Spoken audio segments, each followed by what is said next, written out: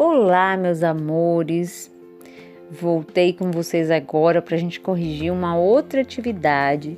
Essa atividade eu passei para vocês na aula do dia 6 de maio e essa atividade foi de um outro livro, não foi do livro de vocês não. Foi um livro chamado Vontade do Saber e nós deixamos a atividade aí dessas duas páginas, da página 26 e 27 até o número 8, tá bom?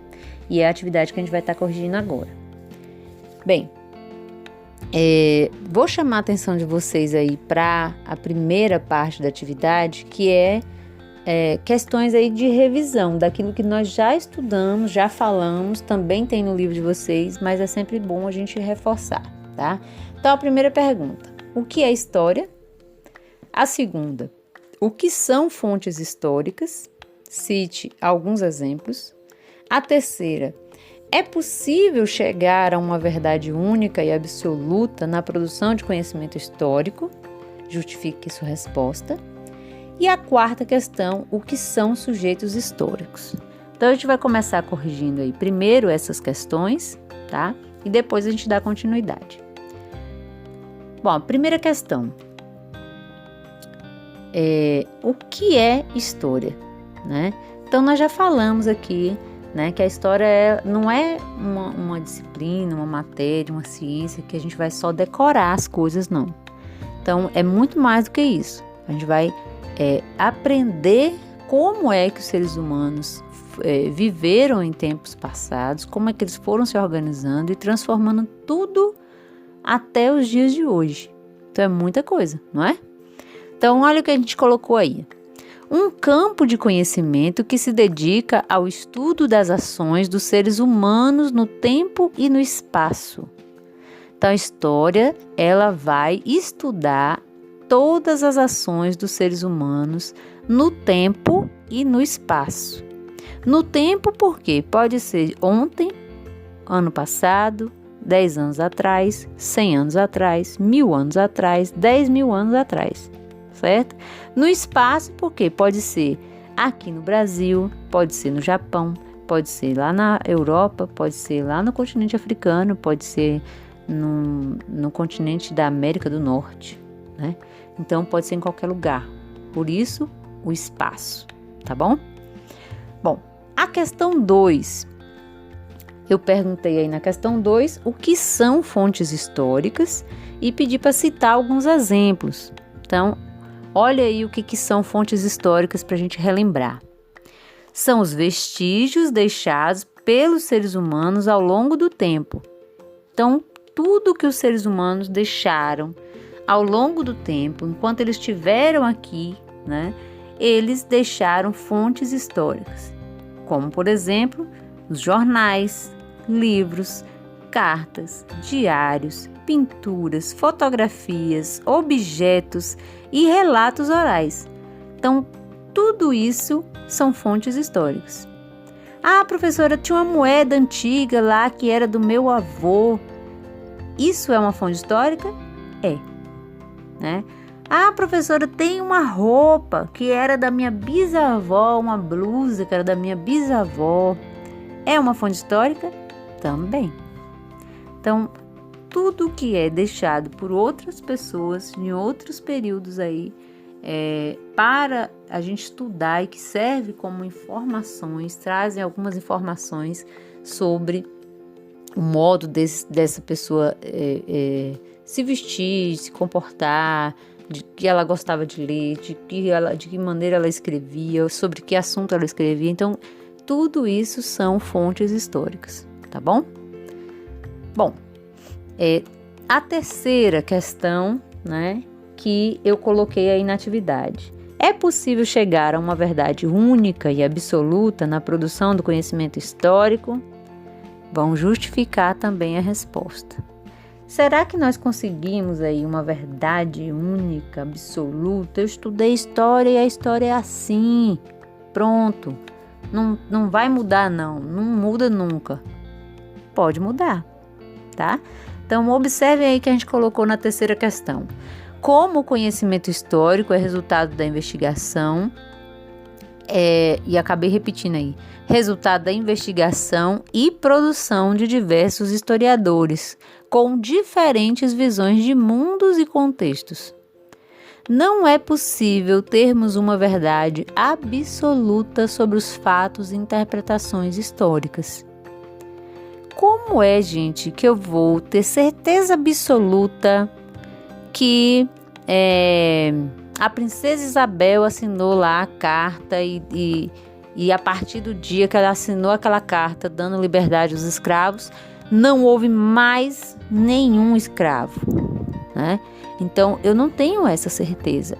A gente só vai ter os fatos e as interpretações da história. Pode ser que alguém descubra um documento, descubra um outro objeto, uma outra fonte histórica e que vá descobrir também, né, outras visões, né, outros modos aí de escravidão que aconteceram mesmo depois da lei ser assinada pela princesa Isabel abolindo a escravidão, tá bom?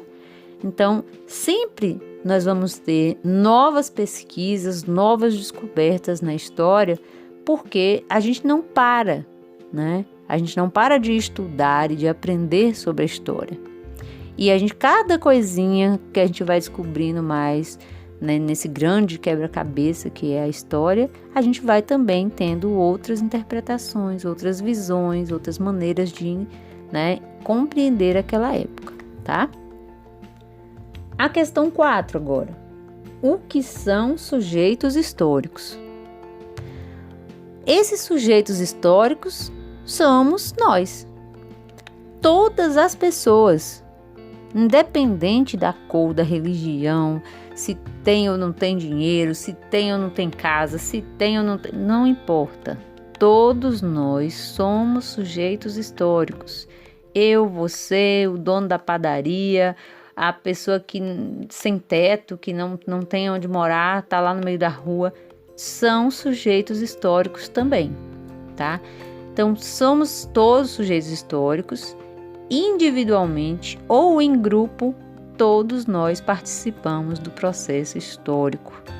Nós agora, dentro das nossas casas, isolados, que nós estamos isolados socialmente, somos sujeitos históricos, que estamos vivendo essa história, né, da pandemia, do Covid-19, estamos vivendo essa história da quarentena, estamos vivendo essa história, né, de observar os acontecimentos em torno, né, dessa grande, né, doença que tomou conta do mundo, tá?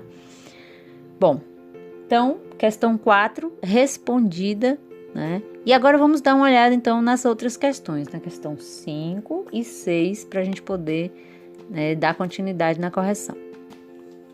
A questão 5. A linha do tempo apresentada na página 20 serve para periodizar os processos históricos de todos os povos do mundo. Por quê? E aí eu vou pedir perdão para vocês porque eu acabei esquecendo de colocar na atividade de vocês a imagem desta linha do tempo, tá bom? Mas a gente vai poder colocar agora aqui.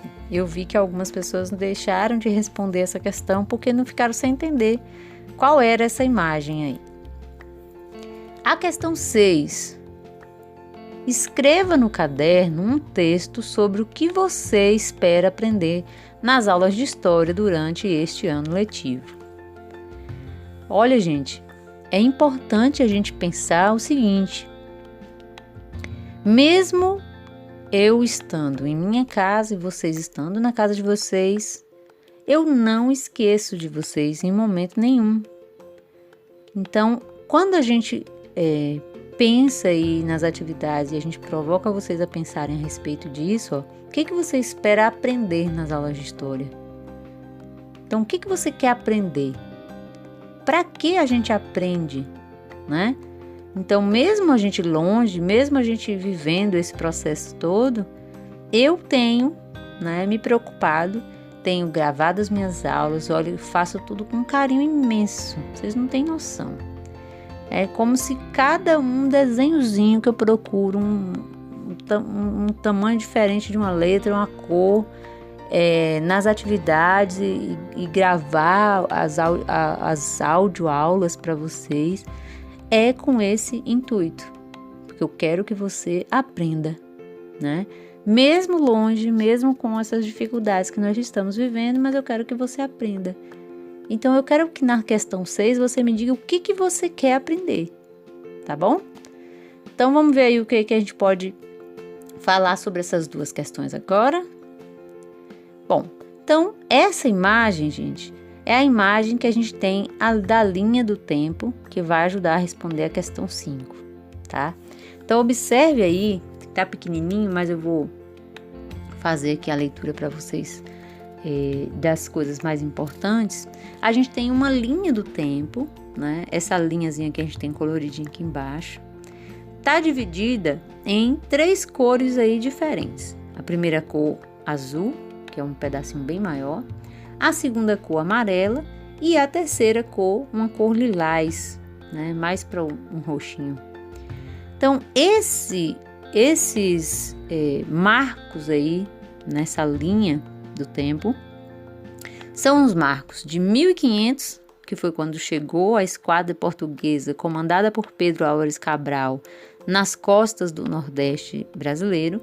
Então, chegou até a costa, né, nordestina, os primeiros navios que vieram de Portugal. E vamos terminar essa linha do tempo lá na frente, em 1900, tá? E aí o último acontecimento marcado lá é o acontecimento de 1889, que é a proclamação da República pelo militar Deodoro da Fonseca, quando o Brasil deixou de ser governado por rei e passou a ter presidente, tá? Então, a parte aí que a gente tem na linha do tempo em azul, de 1500 até 1822, é o período que a gente tem da história do Brasil colonial. A parte que a gente tem aí de amarelo, que é bem pequenininha, vai de 1822 até 1889, foi o período em que o Brasil teve o governo de imperadores. Primeiro, o imperador Dom Pedro I, depois o imperador Dom Pedro II, filho de Dom Pedro I, né? Então, esse período foi o período de governo dos reis. E a partir, né, desse pedacinho que a gente tem ali roxinho, nós temos o período republicano, que foi quando o Brasil passou a ser governado por presidentes, né, e a forma aí de organização do nosso país modificou um pouco. Então, o que nós temos aí nessa questão 5, então, para a gente poder entender? Eu pedi que na questão 5, vocês me respondessem aí se essa linha do tempo serve para periodizar os processos históricos de todos os povos do mundo. Por quê? Então, essa linha do tempo aí serve para explicar a história de todos os povos do mundo? Será que serve para explicar a história dos povos chineses, a história dos povos hinduístas, a história dos povos norte-americanos? Não, né, gente? Por quê? Porque esse daí são as datas e os marcos importantes para a história do Brasil. Então, vamos dar uma olhadinha na resposta agora. Então, questão 5. Não, pois nessa linha do tempo temos apenas acontecimentos relacionados à história do Brasil e cada povo tem as suas especificidades, sua história e, portanto, sua própria linha do tempo. Então, não adianta a gente pegar a nossa história e querer comparar com a história do Japão, com a história da Rússia, com a história da região de Angola, na África. Também não. Cada um vai ter uma forma, né, de linha do tempo diferente, tá certo? Na questão 6, que foi aquela questão que eu provoquei vocês, ó, que pede aí para escrever no caderno um texto sobre o que você espera aprender nas aulas de história durante este ano. Então, claro que essa resposta é uma resposta pessoal, eu já deixei aí, né, justamente essa observação aí na correção da atividade, mas eu espero realmente que vocês aprendam a gostar de estudar história, de entender como os nossos antepassados foram fazendo tudo o que hoje nós temos, tá? Então, a história não é para ser chata, não é para ser decorativa, é para ser gostosa, é para a gente poder ler uma coisa, ficar curioso, perguntar, falar: professor, eu assisti isso no filme, eu vi isso num documentário, eu estava vendo isso no jornal, não entendi. É assim que a gente estuda história, lendo, comparando com aquilo que a gente vê, com aquilo que a gente ouve, nas músicas, na história, né? Tirando as dúvidas, tá bom? Bom, aí a gente tem agora a questão 7 aí do livro, que é um texto, tá? Eu senti aí que bastante também das pessoas que me mostraram a questão 7 sentiram um pouco de dificuldade, né, na leitura e na interpretação desse texto. Então, quero que vocês prestem bem atenção agora na leitura dele, tá bom? Bom, mas o que é história afinal? História é uma dessas palavras que possuem mais de um significado. Quando dizemos história do Brasil, por exemplo, estamos nos referindo ao conhecimento que aparece nos livros escritos pelos historiadores. Os livros de história do Brasil que nos informam sobre as transformações através do tempo, da sociedade que se organizou num certo espaço desde que ele começou a ser habitado e que mais tarde ficou conhecido pelo nome de Brasil. Mas é só olharmos à nossa volta para perceber que na sociedade brasileira existem pessoas e grupos diferentes, vivendo histórias diferentes. Nem todos se vestem de modo igual, moram em tipos de casas iguais, brincam com brinquedos iguais, fazem o mesmo tipo de trabalho, acreditam nos mesmos deuses, compartilham os mesmos sonhos e memórias ou dançam a mesma música. Existem diferenças e desigualdades que marcam e marcaram a nossa sociedade desde que ela começou a se formar. A história vivida por uma pessoa ou por um grupo social é uma coisa. A história conhecimento, contada nos livros pelos historiadores, é outra. Nem sempre as duas coincidem. O que aparece nos livros de história não é a história de todas as sociedades, de todos os grupos sociais que compõem a sociedade, tampouco de todas as pessoas. Então, o que nós temos aí?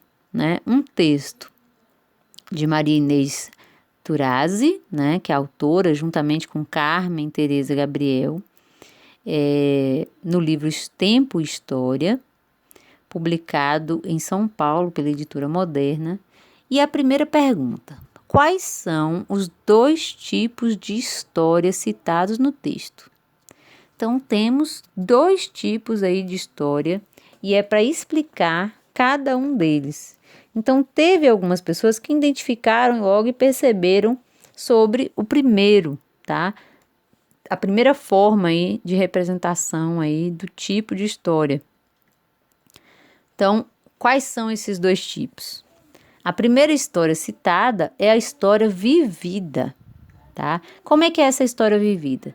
São os fatos e os eventos de toda a sociedade no seu cotidiano, no trabalho, na religião. Tudo aquilo que a gente vive, né, é história vivida.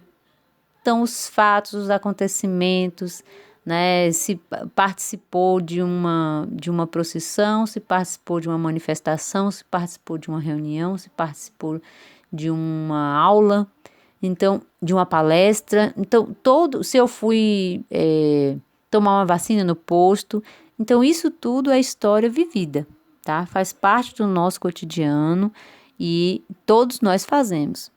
A segunda é a chamada história do conhecimento. E falou aí no texto, bem aí agora no finalzinho. Essa história conhecimento é o que os historiadores produzem e que aparece nos livros sendo selecionados e organizados.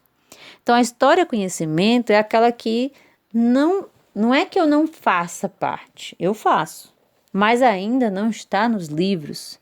A história conhecimento, ela precisa ser produzida, precisa ser organizada, precisa ser separada, e aí sim é que vai parar nos livros, tá? Então, nós fizemos aí um trabalho nas nossas últimas aulas com relação à festa do divino, né? Então, a festa do divino, ela é, ao mesmo tempo, uma história vivida. E se nós já temos historiadores que pesquisaram, registraram isso, e já aparece isso em arquivos, em documentos e até em livros, já é uma história conhecimento também. Então, nós temos, né, nesse evento aí, né, da festa do divino, acontecendo essas duas. A história vivida por quê? Porque nós vivemos essa história. Nós acompanhamos esse processo. Nós participamos muitas vezes dessas atividades aí da festa. Ou vamos até a praça, ou vamos até o parque. Então, de alguma maneira, eu ainda estou participando, faço parte dessa história vivida. E a história conhecimento, porque os historiadores já estão fazendo pesquisas, já estão organizando essa história, a escrita dessa história, para ser, né, no futuro, né, observada e estudada por outras pessoas que podem muitas vezes até ampliar, tá? Acrescentar mais coisas, tá bom? Letra B. Sua história é igual à história de seus colegas de sala? Por quê? Será que a história de Pedro é igual à história de Gabriel? Será que a história de Natiele é igual à história de Maria? Pois é. Eu acho que essa é uma pergunta que está bem fácil aí de responder, hein, gente? Vamos ver? É diferente, gente.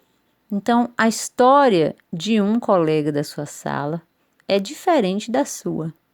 Diferente porque cada um vai passar por diferentes experiências ao longo da sua vida e vai adquirir conhecimentos também diferentes, conhecimentos variados. Então, o que aprende Gabriel, né? Pedro muitas vezes não aprendeu. O que aprendeu Maria, Juliana ainda não aprendeu, né? Então, isso vai fazer com que a história de cada um seja diferente, tá bom? E a última questão, a questão 8. Ó, adoro quando eu faço essas investigações. Imagine agora que você é um historiador e precisa desvendar informações sobre esta fonte retratada ao lado. Procure descobrir qual é a utilidade dela, o nome da pessoa que a inventou, quando ela foi criada. Pesquise também se esse tipo de objeto ainda existe na atualidade e se o uso dele passou por transformações ao longo do tempo. E aí? Esse aí, gente, é um gramofone do início do século XX. O que vocês descobriram aí, meus detetives de plantão? O que vocês descobriram sobre ele? Então, é para pesquisar e descobrir mais sobre o gramofone, tá bom? Então, muitas informações importantes aí para que vocês descubram também. Então, para a gente só encerrar aí a nossa atividade, eu nem fui pesquisar outras coisas mais a respeito do gramofone, para a gente não deixar aqui o vídeo muito longo. Então, o gramofone é uma invenção do alemão Emil Berlin, de 1887, que servia para reproduzir som gravado utilizando um disco plano. Então, dentro dessa caixinha aí que vocês estão vendo, tem uma manivela, né? E a gente colocaria então o disco, né, aí na parte de cima e ia rodando, né? E esse formato aí, parecendo um funil aí grandão, é por onde o som era emitido, né, e se espalhava no ar. Então, a gente poderia comparar isso daí com umas vitrolas aí mais antigas. Os pais de vocês devem saber, né, contar melhor para vocês. Alguns até ainda tem, né, em casa aparelhos aí de som mais antigos que podem mostrar para vocês. Então, hoje a gente tem muita música eletrônica, muita coisa que está no pendrive, está nos arquivos aí, né, das nuvens digitais, mas nem sempre foi assim. Então, para você ouvir música, era muito difícil, muito caro, né, para comprar um aparelho desse, só as pessoas muito ricas que tinham condições de comprar. E ainda caro também o disco, né, que era onde se colocavam as músicas. Então, também era difícil se ter, né, condições para comprar, tá bom?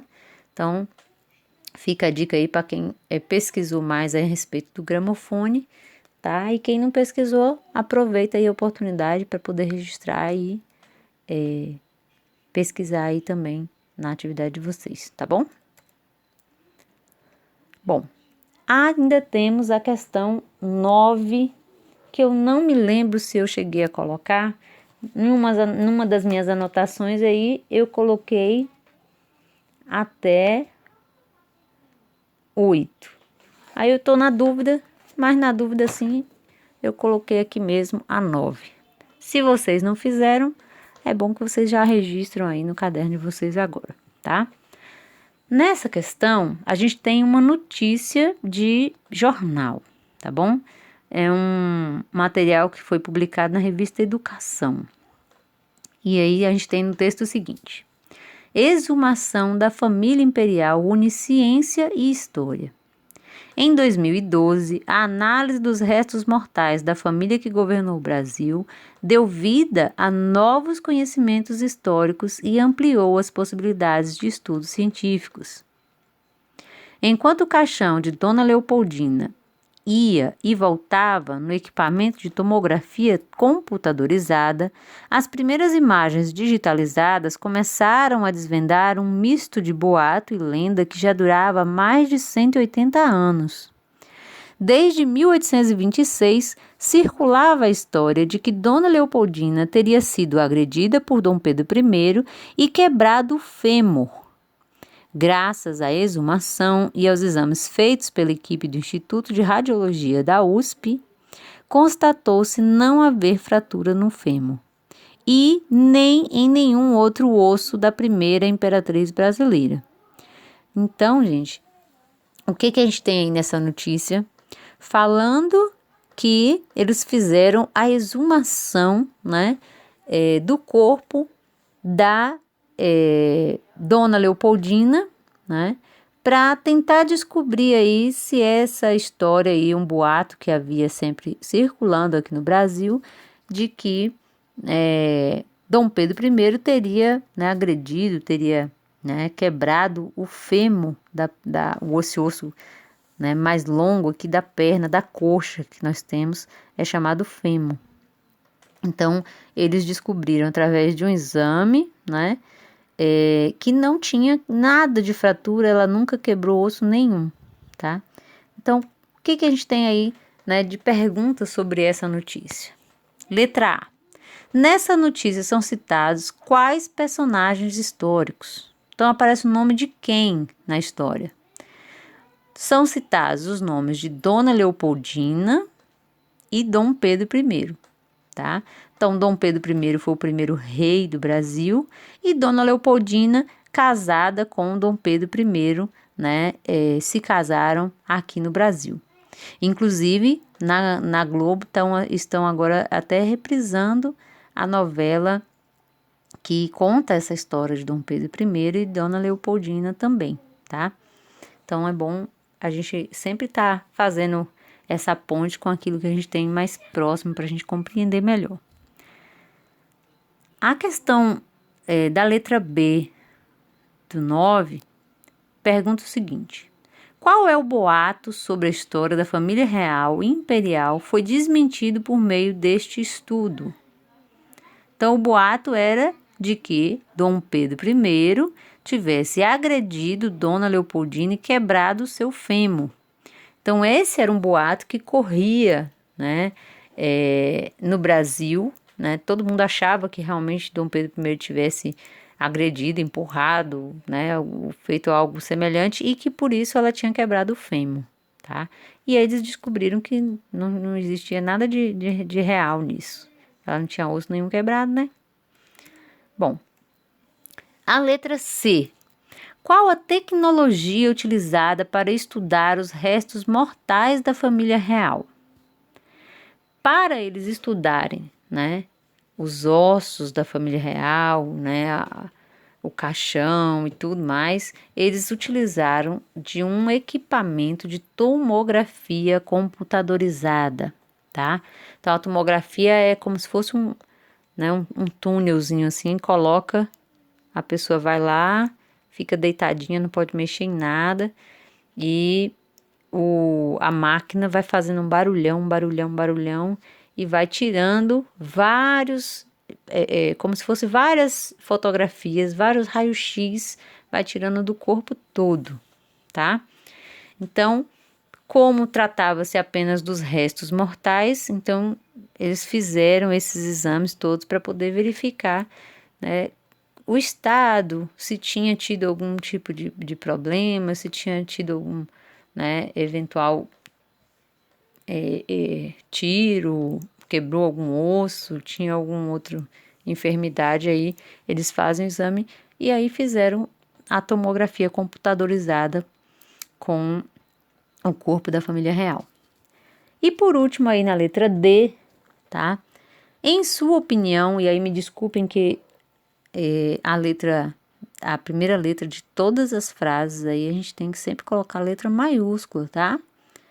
Aí foi um errozinho de digitação aí da pergunta da letra D, que começou com letra minúscula. Então, na letra D, em sua opinião, por que esse tipo de estudo é importante para a produção do conhecimento histórico? Então, a gente fazer esses estudos, fazer a utilização de equipamentos é importante, gente, para a produção histórica, para o conhecimento histórico? É sim, muito importante, porque pode nos levar a novas descobertas e transformar as interpretações sobre determinados contextos históricos. Então, se nunca tivessem feito essa tomografia computadorizada, as pessoas iam continuar na dúvida, ou alguns até iam acreditar nos boatos de que Dom Pedro teria agredido a princesa Leopoldina e ela, né, teria machucado a perna e teria ficado, né, com o fêmur quebrado, né? Então, as novas descobertas, elas fazem com que a gente mude um pouco a forma de pensar naquela época, naqueles personagens, naquelas pessoas, tá certo? Bom, e aí, gente, por hoje vou ficando por aqui.